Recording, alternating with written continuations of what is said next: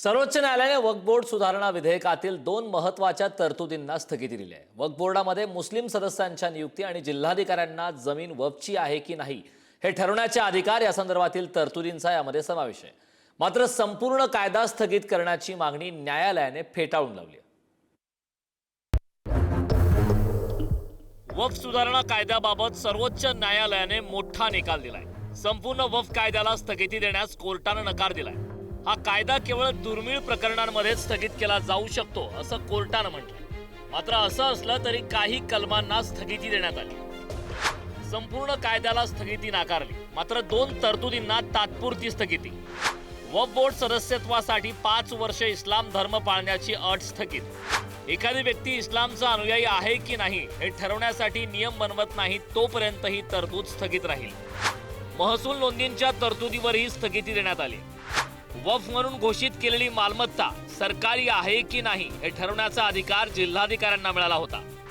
जिल्हाधिकाऱ्यांना नागरिकांच्या वैयक्तिक हक्कांचा न्याय करण्याची परवानगी देता येणार नाही। सुप्रीम कोर्टाचं म्हणणं आहे की जो पूर्ण ऍक्ट आहे वक्फ ऍक्ट त्याच्यात आम्हाला काही पूर्णपणे तो अनकॉन्स्टिट्युशनल नाहीये। 4 ते 5 त्यातले प्रोव्हिजनवर आम्ही स्टे देत आहोत। ऍक्ट प्रमाणे काय होतं, डिस्ट्रिक्ट कलेक्टरला पूर्ण पॉवर होते की डिस्ट्रिक्ट कलेक्टरनी जर ठरवलं की एखादी वक्फची जमीन आहे आणि ती सरकारला घ्यायची आहे तर डिस्ट्रिक्ट कलेक्टर ते अक्वायर करू शकतात। तर सुप्रीम कोर्टाने सांगितलंय तसं होऊ शकत नाही, त्याच्यात कायदेशीर प्रोसिजर फॉलो व्हायला पाहिजे।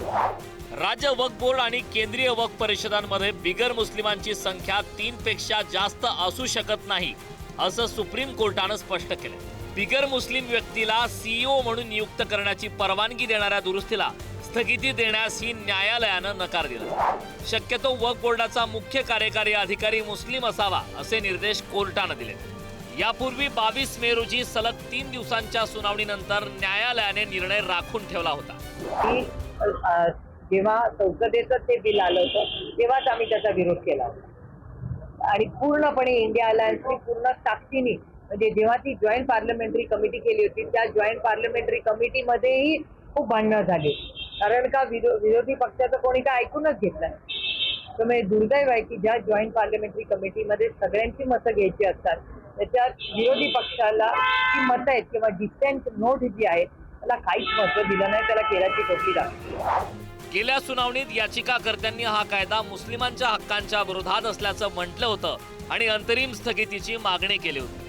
त्याचवेळी केंद्र सरकारने कायद्याच्या बाजूने युक्तिवाद सादर केले होते। वक्फ ही इस्लामिक संकल्पना असली तरी ती धर्माचा अत्यावश्यक भाग नाही, त्यामुळे तो मूलभूत अधिकार नाही, या सरकारच्या युक्तिवादाभोवती वादविवाद फिरत होता। ब्युरो रिपोर्ट, पुढारी न्यूज।